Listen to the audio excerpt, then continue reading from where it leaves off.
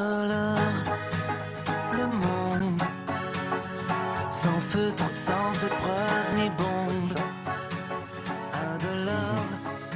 On va prendre la direction d'Angoulême qui tous les ans se transforme, vous le savez, en capitale mondiale du 9e art. C'est comme ça qu'on appelle la bande dessinée. C'est un festival international. 44e édition. S'il vous plaît, qu'est-ce qu'il y avait de spécial cette année ?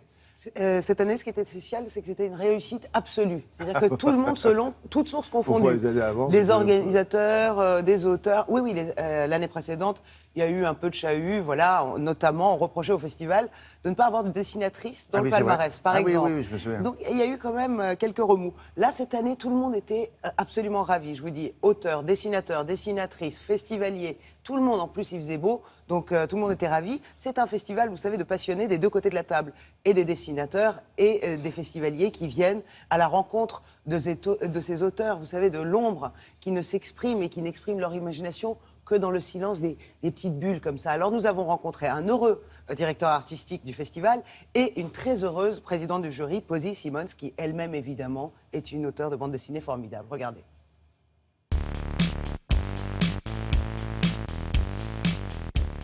Angoulême 2017, c'est une édition d'apaisement éclectique avec une programmation assez importante, 12 expositions, près de 300 événements sur 4 jours. Je pense que chaque lecteur de bande dessinée trouvera quelque chose qui lui correspond. Gaston, Un petit mot sur l'exposition Gaston Lagaffe, qui à l'occasion de son anniversaire envahit notre ville pour une exposition extérieure, c'est-à-dire gratuite pour tous les habitants, les festivaliers. Un personnage culte de Franquin qui venait amener un peu de disruption dans le magazine Spirou. C'est toujours un grand classique d'humour. Gaston. L'exposition Kazuo Kamimura présente un auteur japonais décédé au milieu des années 80. Une sorte de classique, pas très connu en France, et justement on espère que cette exposition va aider à le faire connaître. On appelle cette exposition l'estampiste du manga parce que c'est quelqu'un qui a amené le vocabulaire de la peinture classique à l'intérieur de la grammaire de la bande dessinée.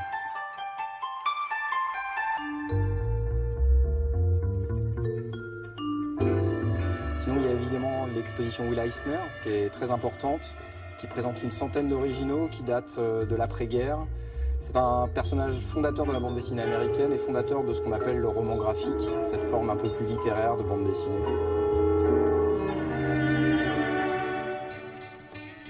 Un petit mot sur l'exposition Herman, qui est notre grand prix cette année.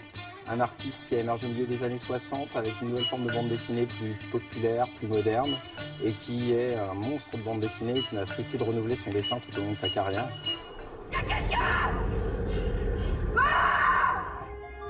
Nous avons eu la chance cette année également de présenter l'avant-première de Seul, un film adapté d'une bande dessinée aux éditions Dupuis, qui est très intéressante parce qu'effectivement elle précipite la jeunesse dans un monde assez horrible. Et d'ailleurs le film a vieilli un peu les personnages principaux parce que ça devait être difficile de projeter des enfants dans un contexte aussi horrible, mais un grand film je pense. Ça me rappelle une BD que je sais quand j'étais petit. Il y avait un perso, il lui ressemblait vachement. Le maître des couteaux. Peut-être un dernier mot sur Posy Simmons, notre présidente du jury cette année, une auteure qu'on voulait mettre en avant depuis très longtemps et qui nous a fait l'honneur d'accepter le grand jury. On m'a proposé d'être la présidente et j'ai réfléchi pendant 5 minutes et j'ai dit oui, parce que pour moi c'est un trait. Je suis britannique et surtout après l'affaire Brexit, c'est très bien pour moi. Ce qui me plaît, c'est le mélange entre l'image et le trait, les couleurs et l'histoire. Dans la sélection officielle, il y avait peut-être plus que 60 livres que je dois lire en français. Et parmi eux, il y avait des surprises, bien sûr, surtout parmi les jeunes.